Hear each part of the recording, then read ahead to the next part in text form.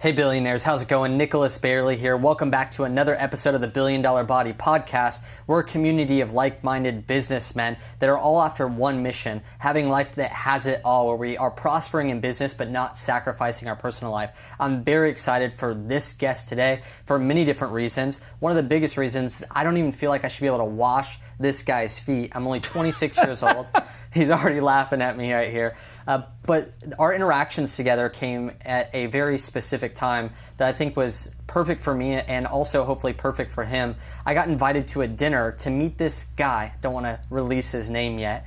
And it took me driving 4 hours to get there, and I thought that everyone was going to show up because his name was so big. I like to call him the coach to the coaches. I like to call him the consultant to the consultants. And when I showed up, it was a very intimate group that was invited.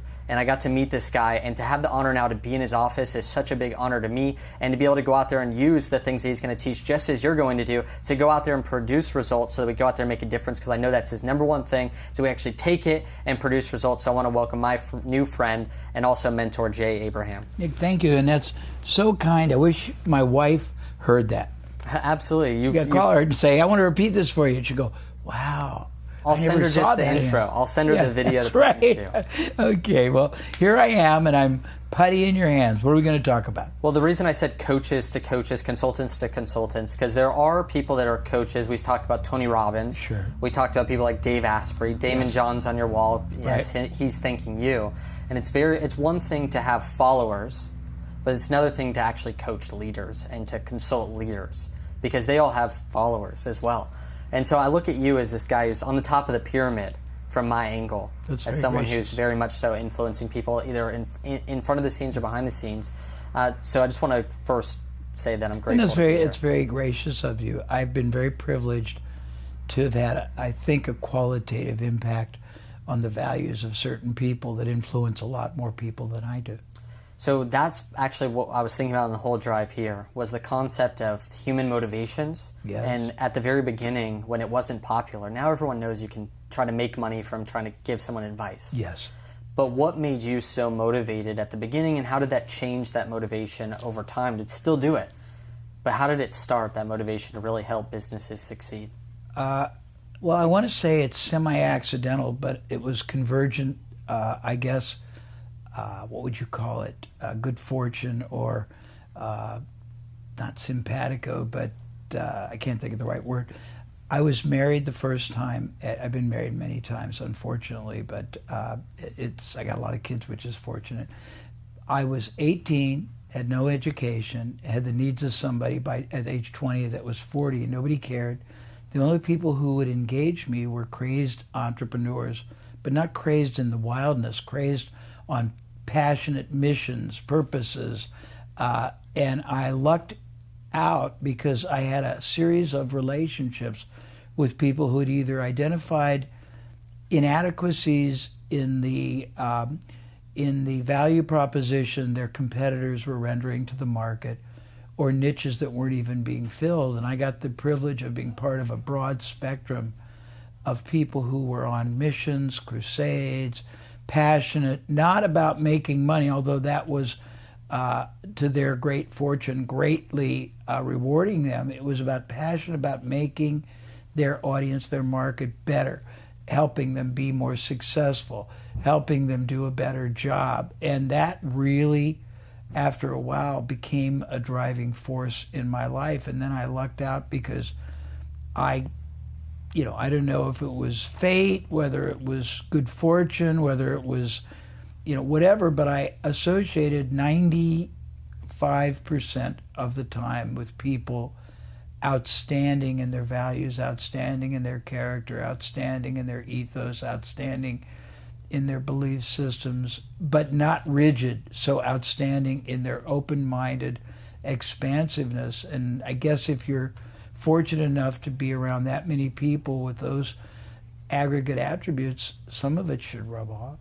So you're talking about people that you've consulted, people that you've worked with, but as a human being, when you talk about their character or their belief systems or maybe their morals, what is something that you look for and that these businessmen can really resemble as a person that you not only would work with, but that you'd actually enjoy hanging out with? That you go, oh, you have these things? I really enjoy that. I look for people who are obsessed with a couple of different things. One, being a multiplier and not a diminisher. And by that I mean making everyone around them better off because their business, their company is in their lives. I look at these people as wanting to grow and develop their team, wanting to do more and more value-based contribution to their market. I am obsessed with people who knowingly or unknowingly are on a mission to be preeminent. I've done an enormous amount of work on preeminence, which is a much more elevated strata of conducting your business, personal life, and it's liberating, intoxicating, and exhilarating. I'm driven to be associated with people who manifest greatness, but by greatness, I don't necessarily mean they have to be iconic. I mean in what they're trying to do. They are committed to doing it in the finest way, with the best interest, and living a life that is truly meaningful, so that when that life is over, which I'm not morose, the world is better off. They didn't take oxygen out of it. And that goes dimensionally. It can be a little person, big person. I think everybody has relevancy. I think everybody deserves dignity. I love anybody, no matter their age, their education, their status.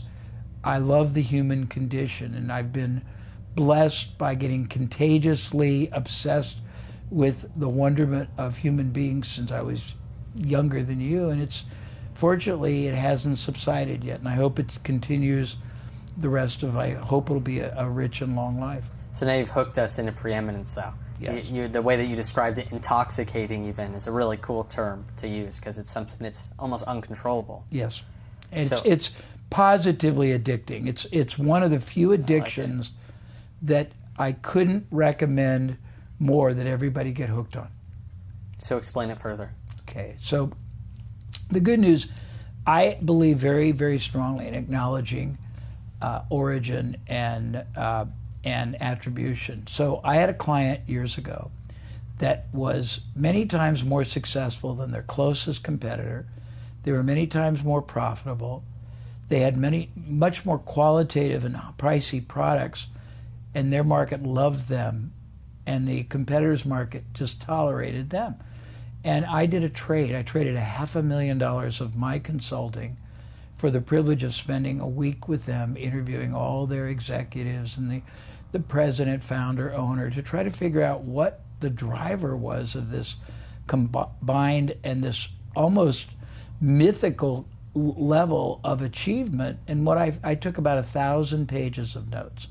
Then it's distilled it, excuse my mouth, I distilled it down to a thesis, which I called the strategy of preeminence, and it's gotten more advanced over the years. It takes about 3 hours to fully explain it, but I will, number one, explain it in its with brevity, and then if you'd like, I will give you some longer video, audio, and you can let them reside on your website if that helps your people get a greater idea. But it starts with wanting to be seen as the most trusted advisor in any aspect of your life, whether it's friendship, love, employee, employer, manager, friend, whatever it is. That is only possible if you are willing to have a perspective that is rich and authentic and not patronized.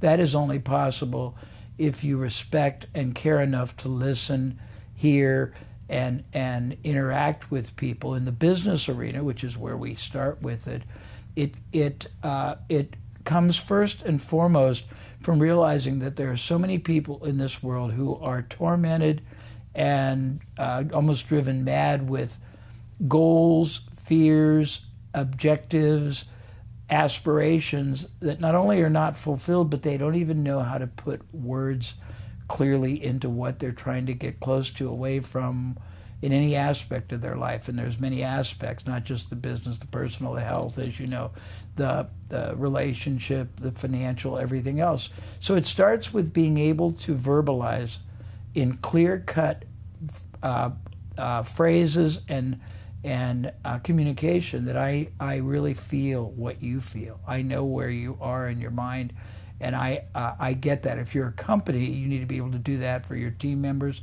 and express that very clearly to the people that buy from you, your clients. You want to be seen as the most trusted advisor, the only viable choice anybody could make, and that's possible because you understand the market better. And I'll give you a really killer way to do that authentically in a few minutes, but let's go through some of the more important parts.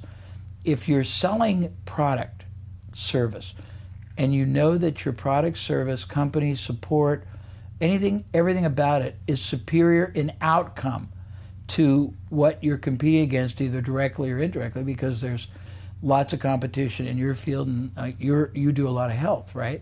Yeah. Okay, well, let's take a look. In health, there's exercise, fitness, supplements, portion control, food, equipment, all kinds of personal trainer. There's all these different variable ways, and there's the direct competitor. So you want to be knowing that if you do more, if your product, service, company supports more, that you have a moral obligation and almost a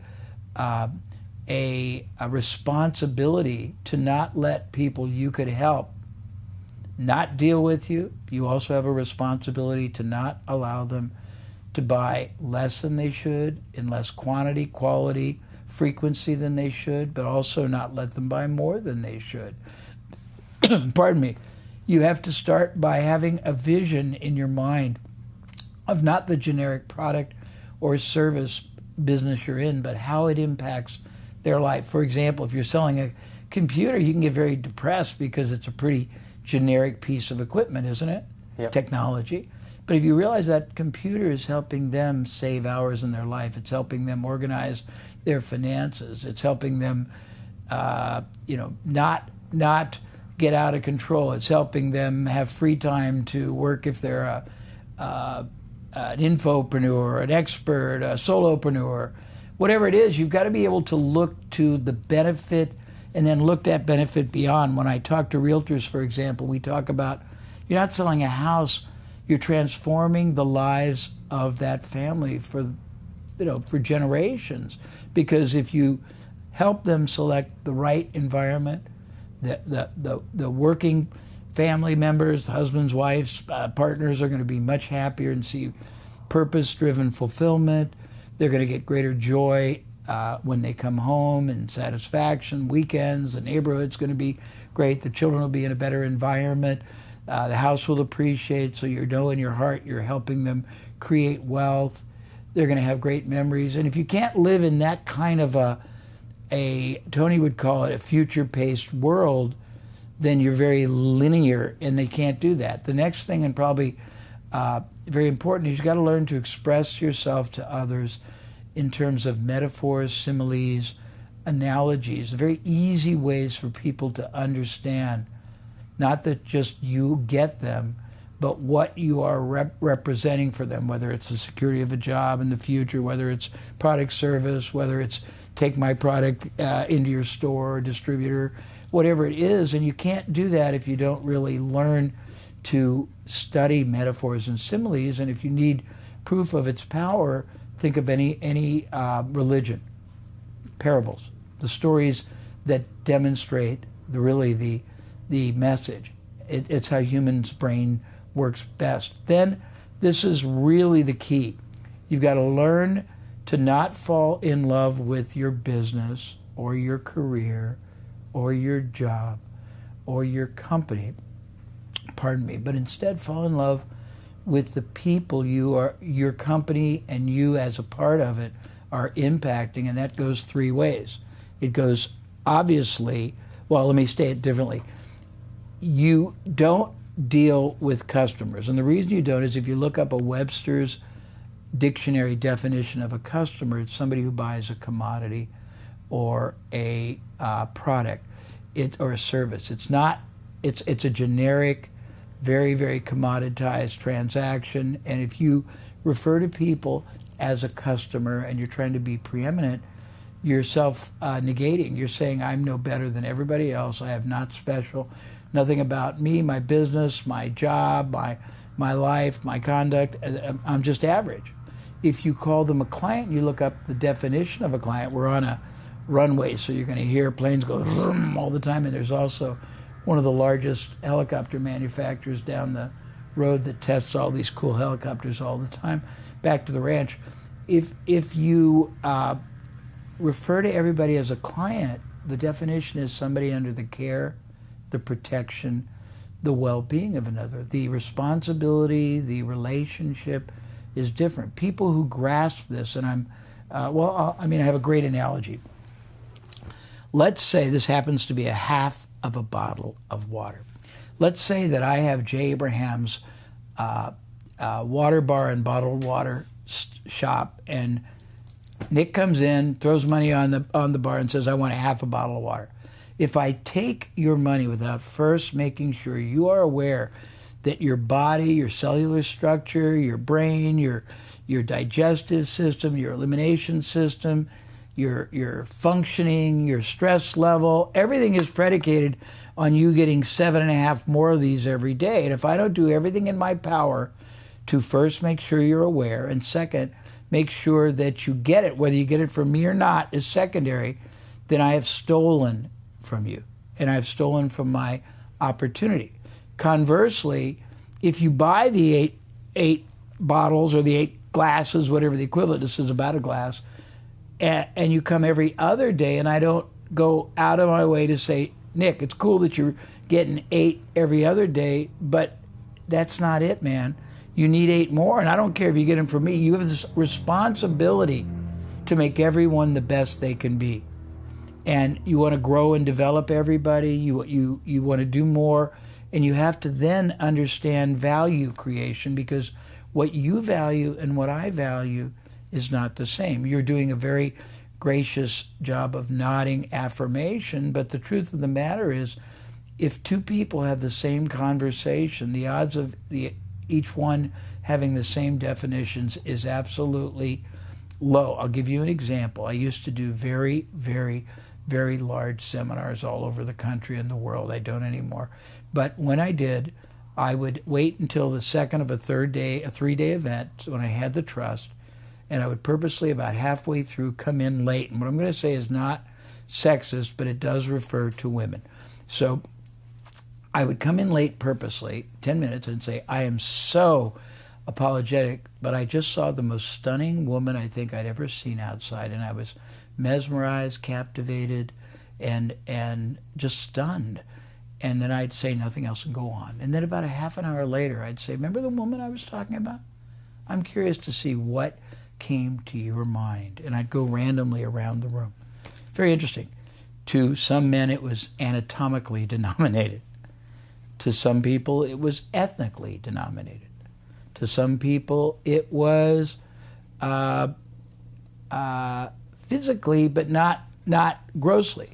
To women, it was sophisticated and more conservative. But if I had believed that stunning, beautiful meant somebody with unusual anatomy and tacky clothes who is 21 and looked a little bit like they should be walking the streets in Las Vegas, I probably would have eliminated the definition that 95% of the rest of the room had. So value creation is much more important, and you can't really try to shove your values down my throat, because I'm not you. No one is playing the same game. The owner of the business is playing a different game than the team member.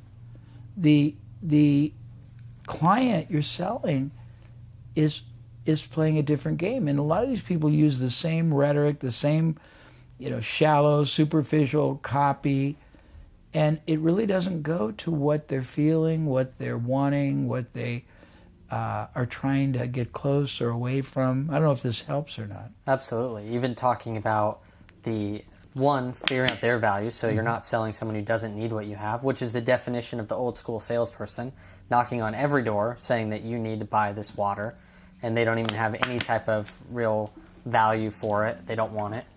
And then the second thing is making, once they're actually in your shop or interested in that product or service, to actually give them educated on the correct way, the best thing for them, and then getting them to make that decision. And you talked a lot about values. You talked a lot about educating and having a moral obligation to educate. We talked a little bit before, and we've seen that young entrepreneurs, newer entrepreneurs, new school entrepreneurs, they sometimes aren't used to this human interaction. They're good on video. Sometimes. They're almost never good at human interaction because it's just not valued anymore. You're exactly right. And that's why I love doing this in person, because it also creates more value for the conversation. I think it does, and I'm very impressed that you go to this effort rather than doing it by Skype. I think that younger entrepreneurs, there's a fallacy that has occurred. This concept of the world being connected is almost, the opposite. They're disconnected. I think the greatest attribute you can, in fact, I'm changing the subject. It's not an ADD moment, but saying ADD is really cool because I just did this wonderful interview, which I can also give you to put on your website, with the absolute most respected expert in the world on entrepreneurial ADD. And his biggest recommendation is don't worry alone and get a lot more vitamin C. And he's not talking about the supplement. He's talking about connection, real connection, being with people, talking, listening, eye contact, reflecting, examining, evaluating other people's perspective, growing, allowing yourself to grow way outside your comfort zone, appreciating, respecting, and acknowledging all kinds of other people's realities. That's what makes life really enriching, and that's what makes entrepreneurship really successful. And I think that we're going so far away from that with younger people, and I'm not being critical of them. I think the capacity that they have to achieve is limitless, but the amount of understanding they have about that capacity is almost zero. When you talked about building the relationships, that's where we focus our number one, all of our focus really is. I noticed that there's a gap now in building relationships, building relationship equity or relationship capital, yes, whatever words people want to associate that with.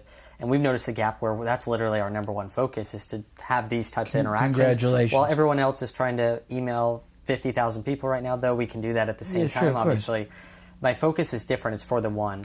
And we talked about there's been some people out there that haven't had this self-awareness almost to be able to have that same type of integrity that maybe you saw in the past, or maybe that you walk with after living this life for so long and going through so many different business transactions.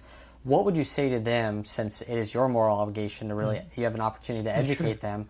What is missing? What are they doing when they back out on a contract, or they don't follow through on what they say, they don't show up on time, they don't honor the handshake? Do you really feel comfortable with a millennial or anyone at the fact in business right now to give them a handshake and actually expect for them to show up and do it without signing a contract, without a lawyer? Absolutely not in most conditions. Also, I think communication. You're talking about connection, but I don't even think that a lot of younger people, and it can be X and millennials, and then go down to Y, they don't even understand how acknowledging people is so important. They don't really appreciate the value of a phone call. They arbitrarily respond to other people when it's convenient for them, which is their prerogative. But if you're doing business or building a relationship, that's not a preferred way to transact business. It's a very, very, it's not only inappropriate, but it's a turnoff. But I don't think, here's the good news, I don't think, there's no shame in not knowing. And if no one really gives you a bigger, better, much more, what would we call it? Tony calls it juice, but a much more enriching sort of a tapestry of how to expand the richness of your life, then it's not really your fault. But ignorance is bliss. Yeah, but once you've been exposed to all that's possible, and if you do nothing about it, then it is your fault. I've done a lot of work on greatness, and I'd like to share a little bit because I think it might have some relevancy, and then we can talk about anything else you want. But I believe every human being is born in their DNA, unless there's some aberration, birth defect, mental impairment. Every human being is born in their DNA with a desire to innately be great at, and you can fill in the blank. If you want to be an entrepreneur, if you want to be a career-minded person, a professional, a husband, wife, parent, lover, friend. And yet if you look statistically, a number of people that achieve greatness, and I'm not talking about celebrity. I'm not talking about the world knowing who you are. I'm talking about a different kind of a greatness, which is playing full out, which is making the world better off every time you're in anybody's life, which is listening, which is appreciating, which is committing to grow and stretch and really develop your connectivity in a humanized way. If you don't really know how to do that, and you don't really know where you are now, then you're really rudderless. But if you're programmed to be great in all these areas, and yet you're not, and you don't even know it, first thing is you have to be aware that you have within you the capacity to achieve orders of magnitude more growth, development. I don't want to even use the word success. Let's say impactful expansion of your being. It's going to sound a little abstract, but there's 4 or 5 really intimidating and impeding factors you got to overcome. First of all, if you have 8, I think there's about 8 categories that you could be: physical, financial, career, relationship, self-esteem. There's a lot of different areas. You have to first take a look at all of them and get a gauge of where you are vis-a-vis where you want to be. And you can't know where you want to be until you have some reference models. So you have to look at people you admire. And you have to look at people you admire beyond just as we said, the insulated room you work out of, or the world you live in. You got to transcend that. Who do you really admire in business? Who do you admire in not the supreme athlete, but just somebody you really has their life together and good physical, good balance? Who do you admire who've got a relationship, whether it's marital, whether it's just communal, whether it's hetero, homosexual? Who do you really admire? Who have you seen who is not born with a silver spoon, who's been able to create financial security? And you go through the whole thing, and then you say, okay, and you figure out 3 or 4 or 5 or 7 different reference examples, and you aggregate, the elements within that admiration that are the driving attributes you really admire. Then you say, okay, this is what I'd like to be. Then you have to say with sobriety, where am I now in this? So you got to figure out let's call it the gap. But you have to know the gap in everything, because there tends to be in our lives what I'll call a logjam. There's one gap that could be the constraint that is really suppressing all of these. Not that you even knew it was possible. You get this orientation. You can be very successful. You can have a great, but there's a lot more to it than I think a lot of the veneer rhetoric that people render for or not for compensation. But first thing is you got to figure out, what do you want it to look like? Because anything is possible within reason. Where are you now? Where's the logjam you got to deal with first? You may be struggling in your career or business, but if your relationship is a nightmare, or your health is a nightmare, or your finances are a nightmare and they're driving you diversionary crazy, you got to fix that first because you'll never, pardon me, get out of it. So first thing you have to do if you want greatness in your life is realize that if you only seek one facet, you're lopsided. And when you're lopsided, you can't be balanced. And balance is the key to existence. It really is. And I'm not advocating New Age. I'm not advocating yoga or any spirituality, although I'm fascinated by all of that. I'm advocating that you can't be your best if you're lopsided. So the first thing is figure out what you want it to look like and why. And the why is who you admire, and the admiration needs to be extended past the rigors of your own existence. Because if all you do is admire other people that work out of a cubicle and other people that just date a different girl every night, take them home, get rid of them, and that's the kind of relationship you want, you should probably, in my worldview, rethink your values. But that's a different discussion. So you got all these different areas. Let's take business and career because that's what you deal with.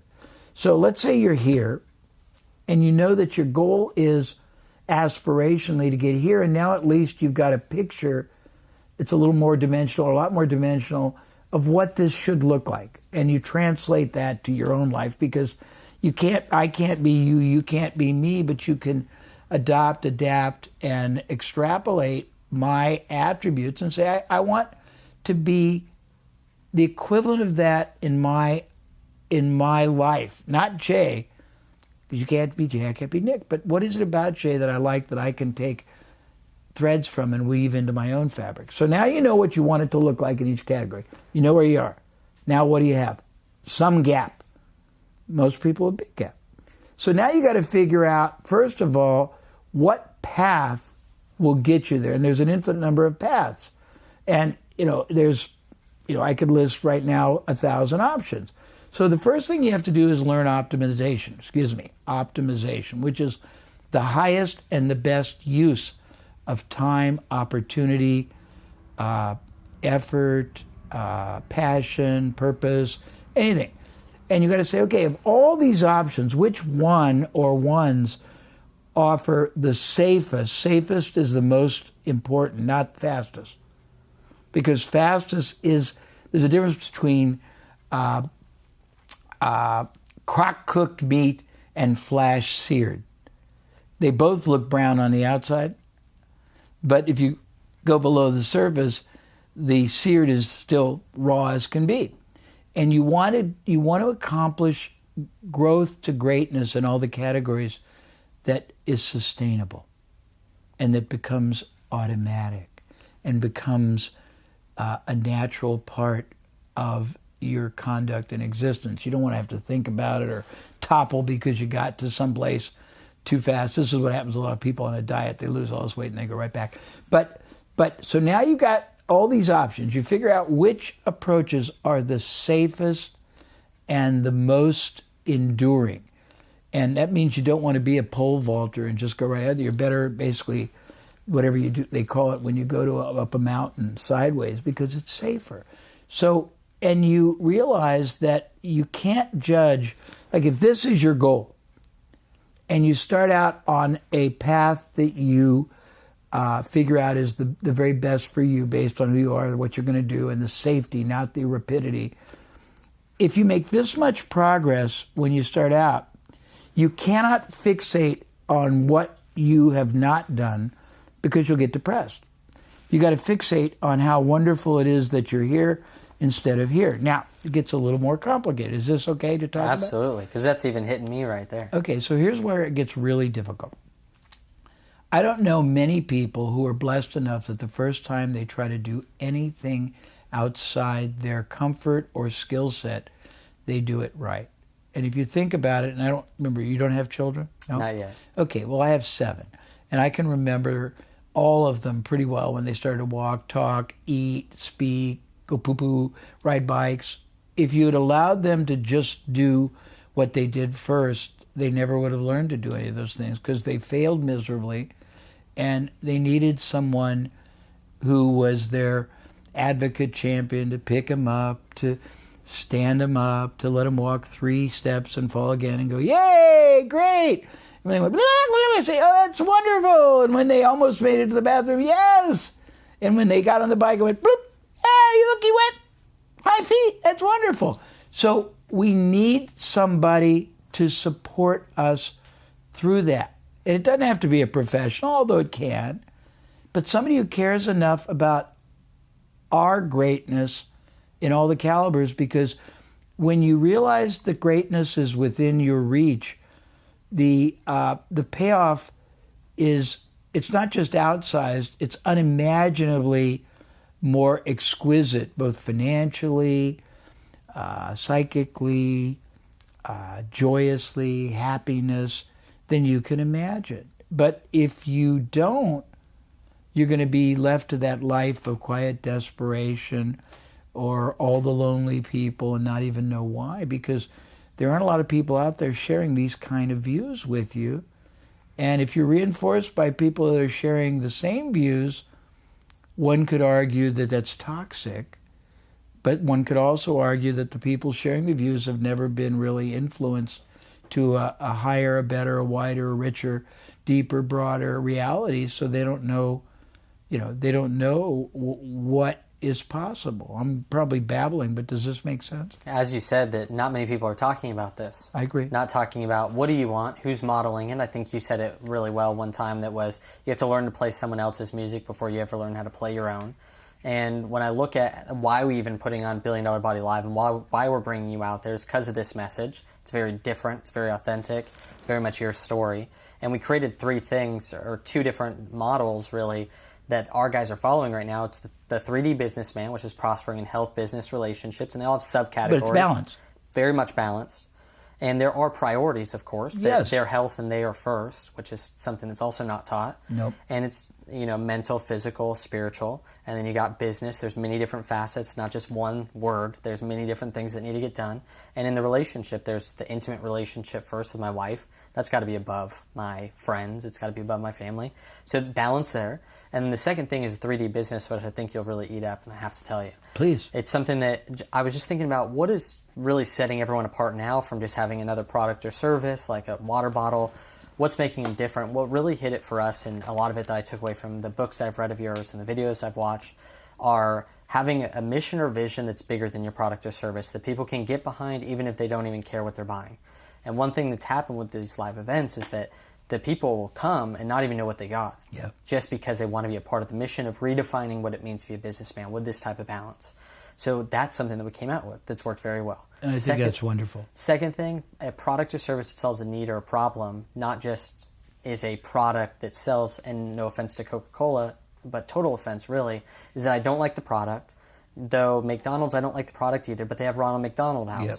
And so not having something of giving that can cover up a bad product anymore in our community whatsoever. Yes. And then the third thing, a place to give back. Because I really feel it's very weird if you're working so hard for the sake of just yourself and don't have a big vision to somehow support or give back to.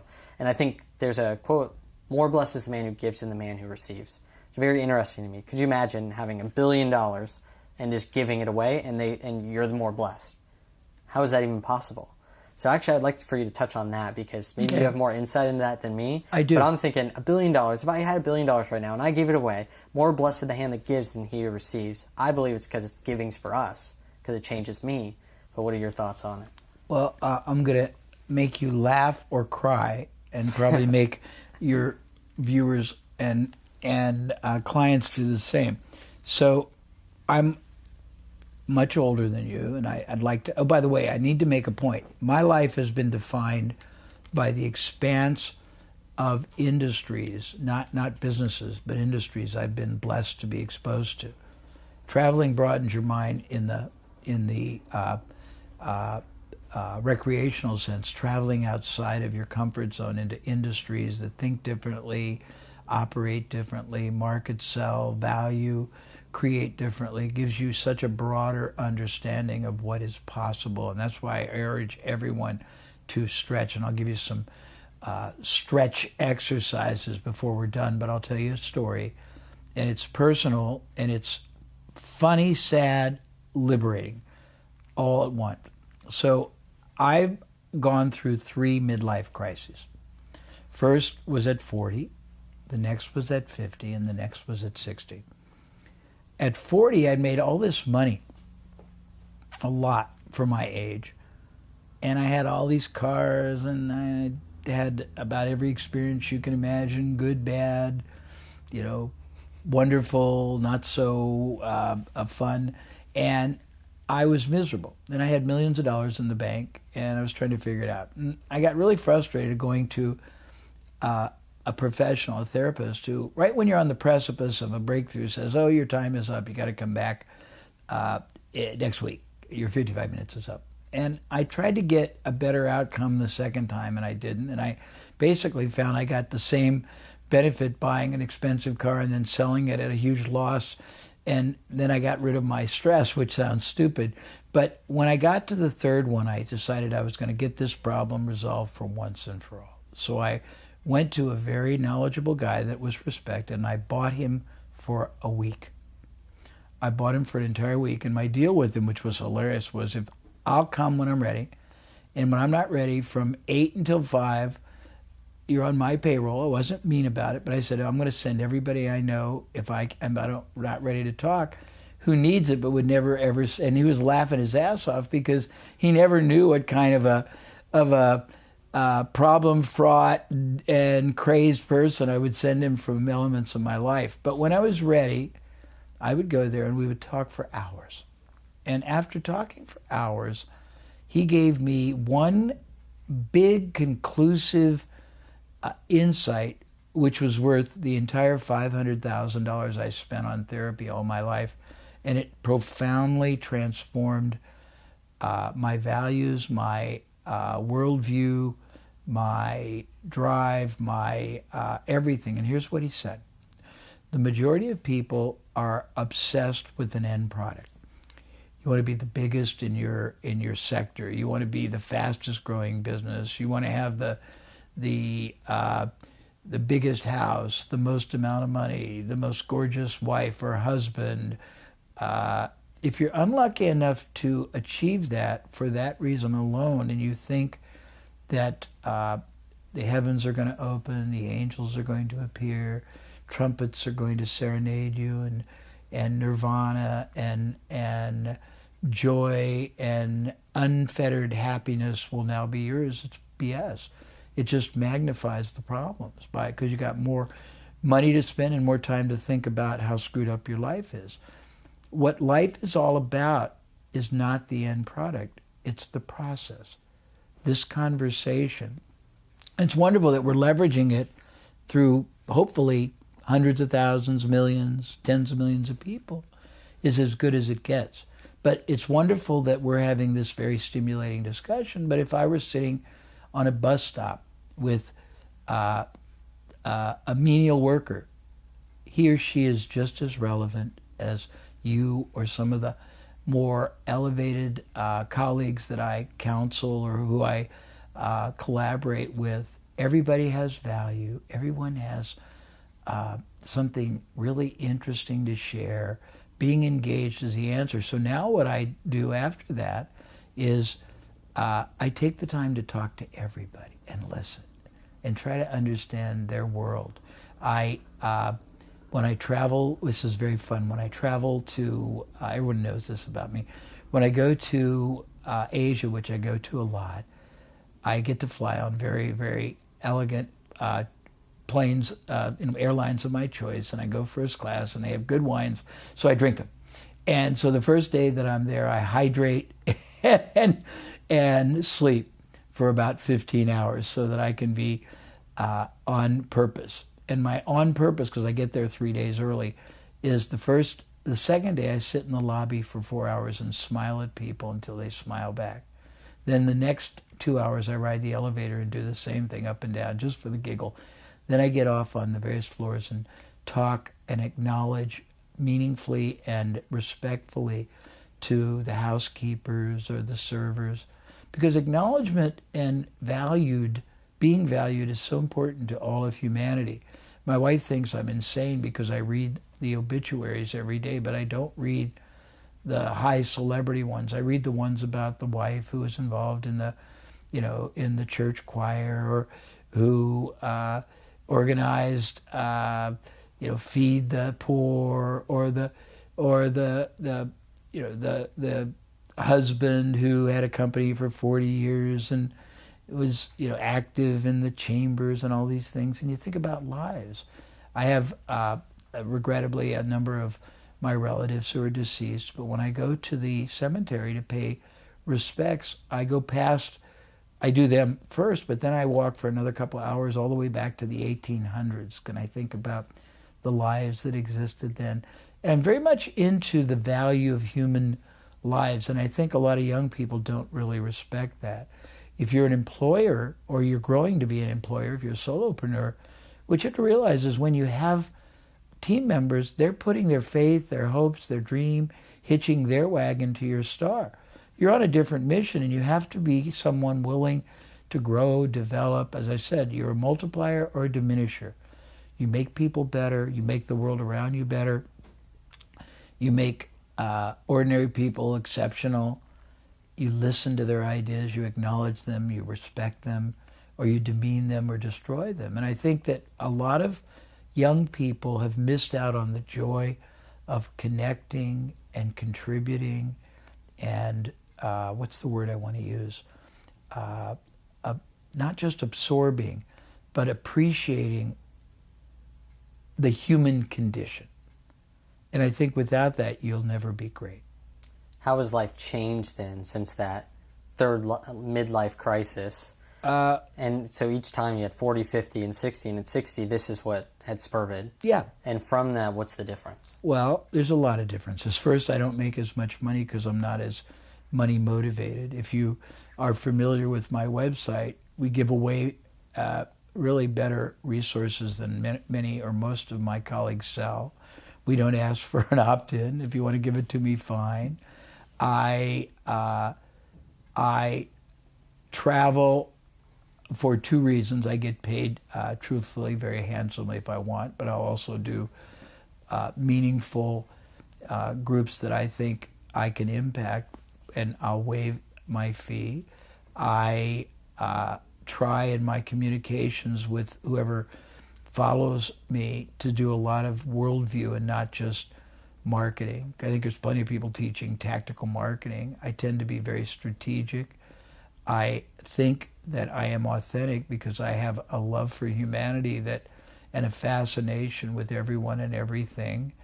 I don't take reversals very seriously. I have had some physical and some health issues, and our business is, we get paid a lot of money when we're paid a lot of money, and I have been owed a lot of money that I didn't get paid from people. And I take life more joyously than I do seriously, if that makes sense. It doesn't mean that I don't contribute full out to people, but I think it's a great privilege to be here. I think it's a great experience. It's a great adventure. And that may sound too metaphorically or metaphysical, but yeah, I'm having a good time. So you're your number one asset in your life? Well, I mean, I have a remarkable and extraordinary wife who's been just an exceptionally great mother to not only our natural children, but children from 2 other marriages, which is, I'm very fortunate. I have 3 families, and they all get along masterfully, and they go on vacation together, and at the holidays they come and go to movies and play games on TV together, and it's very gratifying. I have probably one of the most eclectic and rich groups of friends. Most of my friends are way above my intellectual or pay grade, which is fascinating because I think I intrigue them because I'm one gradient probably a little below crazy, but I get to associate with very quality people. I've got wonderfully impressive people that I get to mentor. I've been involved in over 1,000 industries.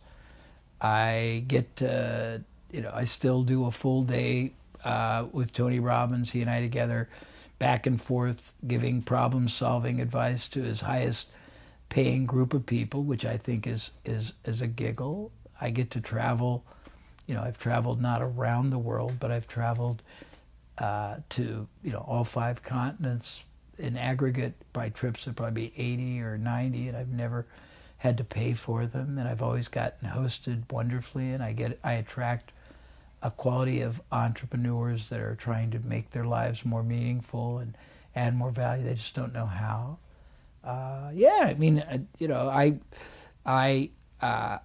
We were talking about it. I do a lot of zany things for fun. I do clients that can't afford me.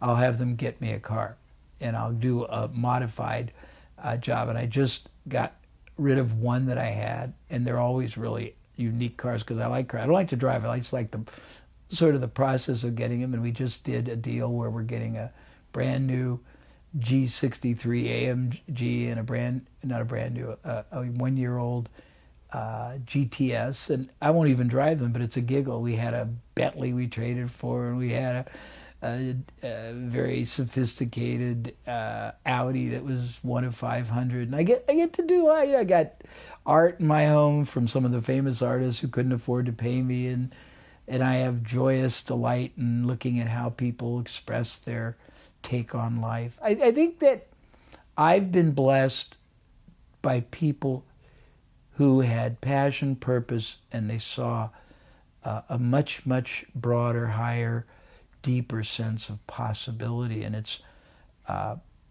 rubbed off on me. And I've been blessed also with somebody that when I was a little younger than you, I could have gone the wrong way. I was too bright for my own good.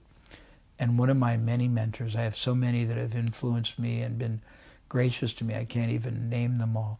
But he took me aside and he said something that's changed my direction. He said, Jay, you can lose all your money, and as long as you keep your integrity, somebody will always back you or hire you or support you. But if you keep your money and sell out your integrity, you'll never get your integrity back.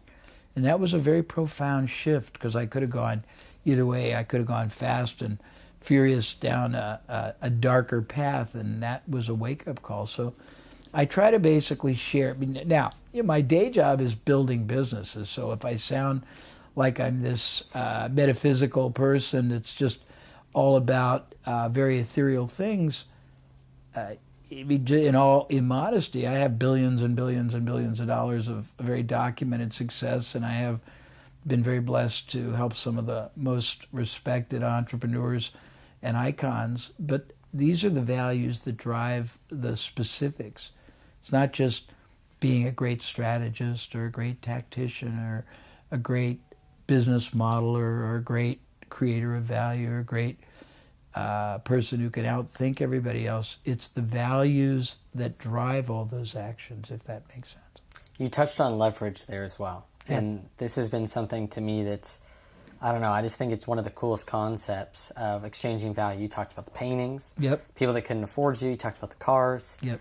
And how fun the experiences are. And it's probably actually even more fun rather than getting paid and buying the car, because you never would. No, so I wouldn't buy a couple brand new Mercedes. Yeah. But it's a giggle. But it's fun. And you get to do what you love while you do it. Well, but I have an advantage over certain people. My billing rate's very high. Yeah. So it's easy for me to exchange. Yeah, but they might get a water bottle in exchange. Yeah, that's true. So tell us a little bit about leverage then. Sure. And just so people get a little bit of...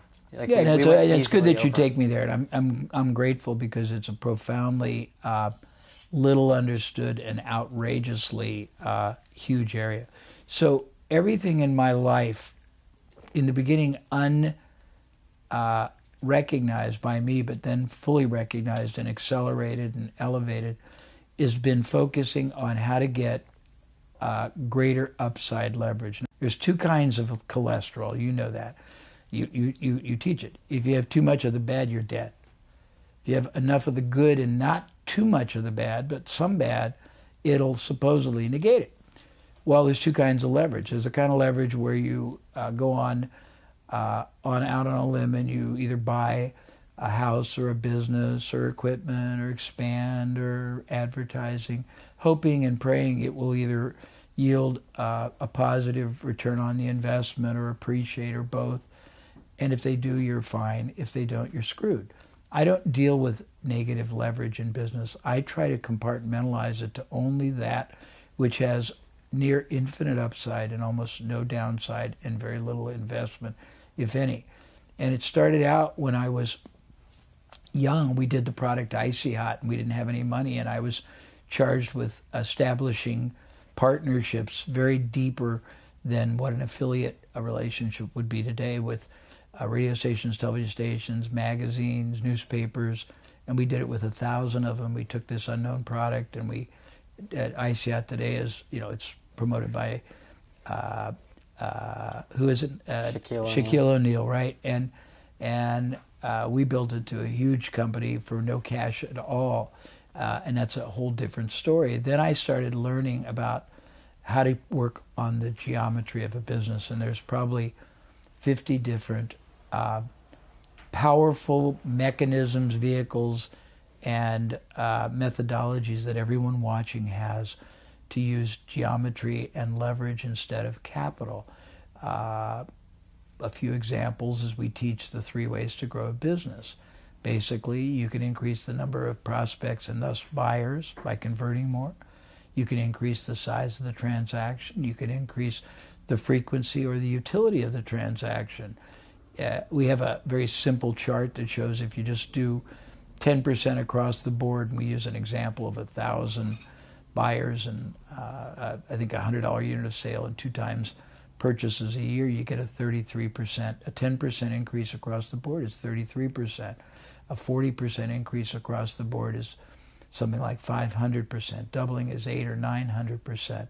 That's one facet. We created the Power Parthenon, which is going after your market from multiple vantage points, which is very much like the military does in a war, where they would start with intelligence gathering, reconnaissance, then they would probably do, they knock out the infrastructure, the telephone system, cellular, radio, TV, electricity.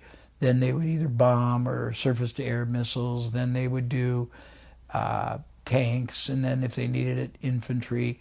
And they didn't really care which one really knocked out the enemy, as long as one does, or the cumulative.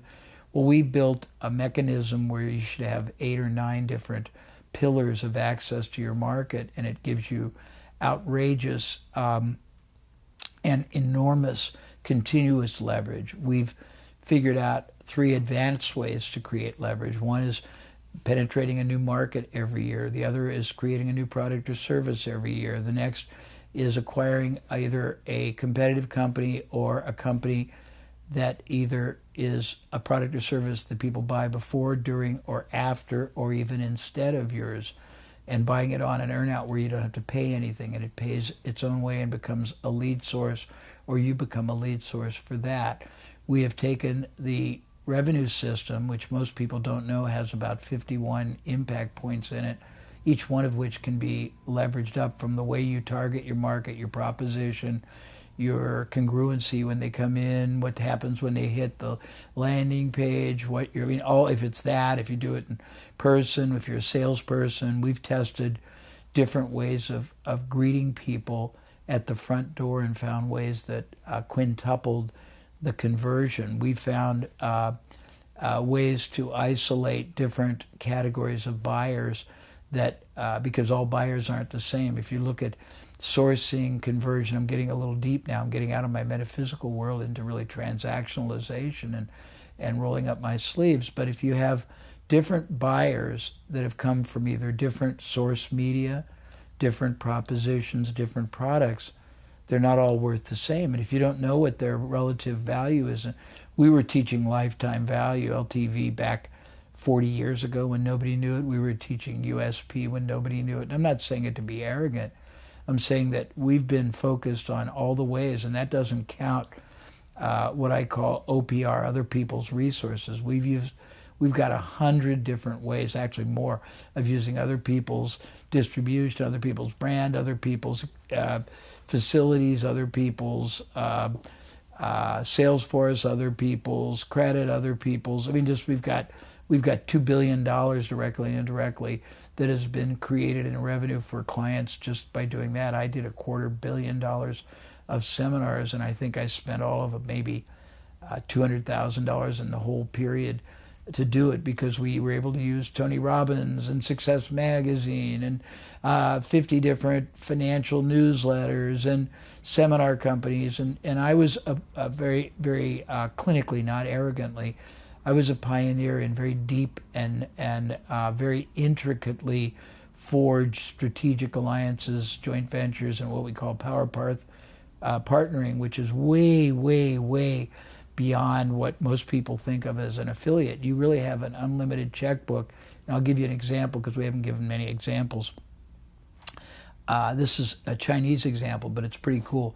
So when I first started going to China 8 years ago, a young man came to the mic and through translation asked a question, because I had Q&A, and he said, Jay, what do you do if you're too small and the banks won't lend you money to grow? And I always ask you, what would you do if you had the money? People go, well, what do you mean? I said, just like that. If tomorrow morning you had, what do you want, 2 million, 5 million? Okay, you got it. What are you going to do with it? And he said, well, I'm a local motorcycle manufacturer. And only in China, where they have a 100 million population city, could you be a local motorcycle manufacturer. And he said, I'd love to go all over Asia, create a factory, hire salespeople, get wholesalers and get dealers. And I said, okay, so why do you need the money? He just said, I just told you. I said, not really. You can find that your problem, is the solution to somebody's bigger, that they may not know it. I said, go all over Asia, find somebody who's not competitive, but is complementary, has a big factory, is not being used, has a sales force, already has distribution, and partner with them. And would that take me 30 seconds? So I came back about 15 months later, and there's this young man again, and he's smiling like the Cheshire Cat. You know what a Cheshire Cat is? Never. Well, it's a cat that's got so much of a smile, it's unbelievable. You can't, and it's really, really interesting. And he said, Jay, I did what you said. Now, I spend most of my life today solving problems, answering very scenario-specific questions, extricating people from Gordian knots. I don't remember what I say because I go in the zone. I said, okay, what'd I say? And he reminded me. He said, great, that was a good theory. What'd you do?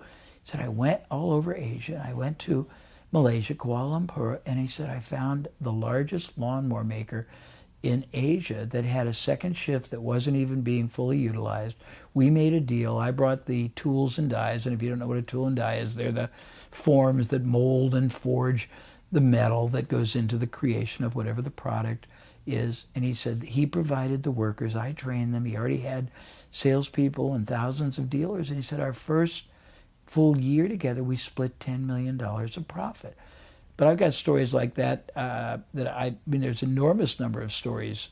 My favorite story, because I like cars, is the Porsche dealer story. There was a man who loved Porsches, true story, but he could never afford to even buy one. But he loved Porsches and always wished for one. And he found out, he lived in California, he found out there was a dealership in Northern California that was available. He could buy it. Only one problem. He needed $1 million down. He didn't even have enough money to buy a Porsche on credit versus $1 million. But he went ahead and applied for consideration, and he got the owner's manual, the owners of a dealership. And he went through it and he found a very interesting point, that you could make almost an infinite number at this time of demos available to people. And a demo, if you don't know, is a car that's not licensed. It's functionally brand new. You can let it be driven. I think it's 3 months or 3,000 miles. I can't remember what the rules are. And still license it at new, sell it for a slight discount. And with that one realization, he ran ads all over Northern California that said, drive a brand new Porsche every year for life for a one-time investment of $75,000. And his deal was, if you gave him $75,000, he'd give you a demo. You'd have to keep changing out. And he got 200 plus people to do it. He got, if you do the math, he got 500,000 more of operating capital. He didn't have to give a penny of equity, didn't have any interest on the loan. half the people bought the cars and he made a profit. They were the biggest advocate referring source he could have.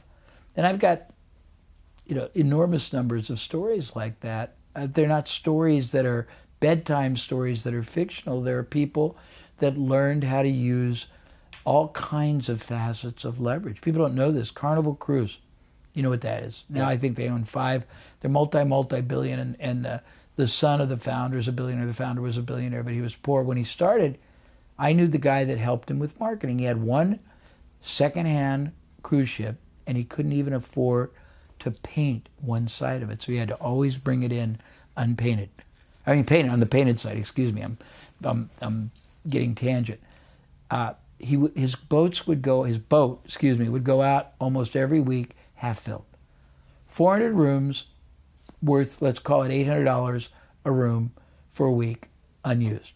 Now, if you look at it that way, it's sad. If you look at it another way, every week he was creating and not using $320,000 worth of buying power that cost him almost nothing.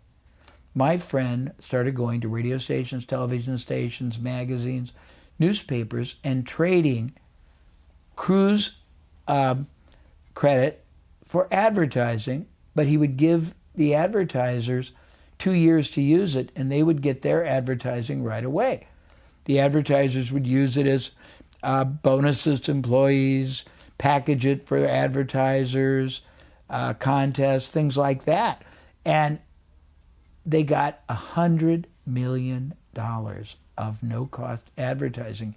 And to make it even more interesting, they did have a small sunk cost when somebody used the room in food and housekeeping, and they charged people a $99 usage fee, which covered all the cold cuts and all the sheets and the bleach and the housekeepers.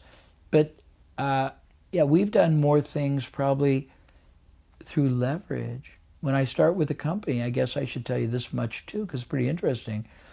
We basically divide the company into 2 parts: what they're doing now and what they're not doing that they should be.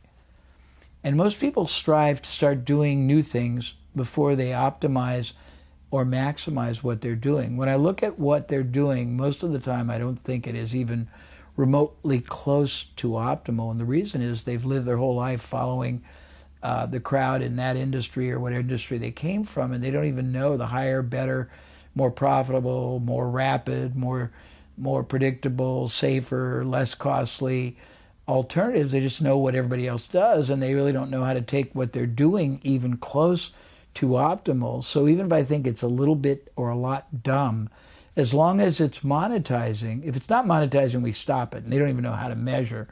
We do. And then we maximize what they're doing first. And the reason we do that is that's driving their business. And I want to stop that because we want to replace it with higher performing either replacements, enhancements, alternatives, or additions. But we can't do that without having experimental money, and they normally don't have that, so we create it from maximizing, doubling or tripling the result of their ad, doubling or tripling the conversions, doubling or tripling the size of the sale, doubling or tripling the residual value by figuring out better ways to sell them again when they have nothing else to sell, finding joint ventures where they can make more money than they did from their own product or service. And then we start adding or replacing with much higher performing alternatives, if that makes sense.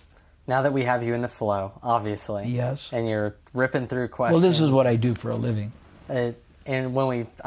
Exactly, and it shows, right? We talked about preparing for this interview. I said, oh, no, I would have sent him a list of questions if that's what we're going to do, and you would have just done a video, and we've been done.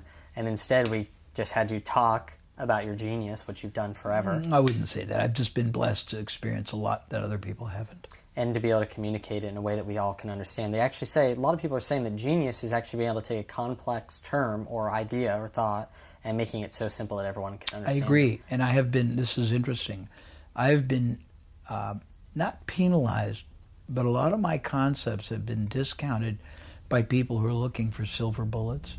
Yeah. And the ability to take something complex and reduce it down to simple terms where everyone grasps it can be almost counterintuitive, because people can say, well, that doesn't sound very exciting. I'm looking for, the technological breakthrough. By the way, a very important point that most people get totally wrong.